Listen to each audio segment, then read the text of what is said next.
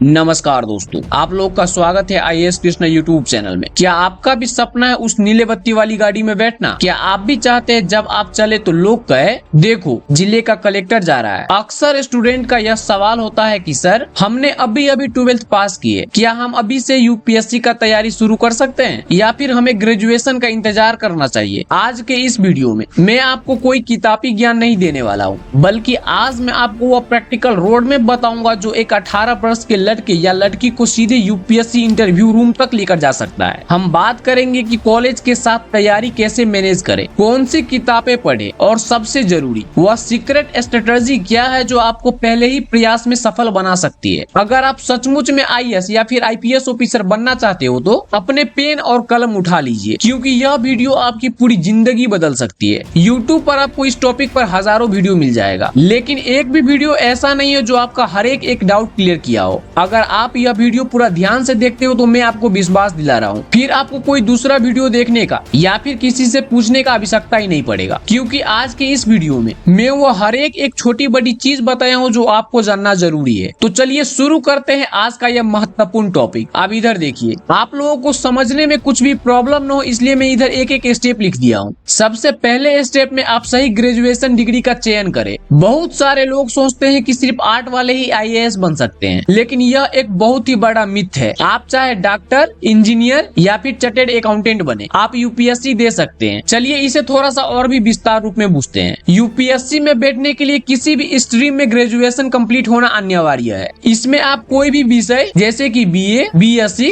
BCom या फिर BTech जैसे फैकल्टी चुन सकते हैं। लेकिन यदि आप बीए अर्थात हिस्ट्री, जियोग्राफी या फिर पॉलिटिकल साइंस चुनते हैं तो आपको यूपीएससी के सिलेबस में काफी मदद मिलेगी। इसलिए दोस्तों अपने कॉलेज के पढ़ाई के साथ ही साथ यूपीएससी की तैयारी को बैलेंस करना सीखे। इन शॉर्ट में समझे तो अगर आपका एकमात्र लक्ष्य यूपीएससी है तो बीए अर्थात हिस्ट्री, जियोग्राफी और पॉलिटिकल साइंस आपके लिए सबसे बेस्ट होगा, क्योंकि इसे चुनने से आपका 50% सिलेबस कॉलेज में ही खत्म हो जाएगा। इसलिए आप बीए ही चुने अगर आपका एकमात्र लक्ष्य यूपीएससी है तब। उसके बाद स्टेप 2 में आपको सिलेबस और एग्जाम पैटर्न को समझना है। सबसे पहले यूपीएससी के आधिकारिक वेबसाइट से सिलेबस डाउनलोड करें। आपको पता होना चाहिए कि आपके एग्जाम में क्या पूछा जाएगा। और दोस्तों मैंने इसके सिलेबस पर भी फुल डिटेल में वीडियो बना दिया हूँ, अगर आपने अभी तक नहीं देखे हो तो जाकर के देख ले। अब इधर देखें, नंबर 1 में आपको प्रीलिम्स एग्जाम पार करना होगा। उसमें आपको ऑब्जेक्टिव टाइप पेपर दिया जाएगा, आने की टिक मारने वाले प्रश्न पूछा जाएगा। फिर दूसरे चरण में आपका मेंस एग्जाम होगा, इसमें आपको लिखित परीक्षा लिया जाएगा और पेपर होगा 9।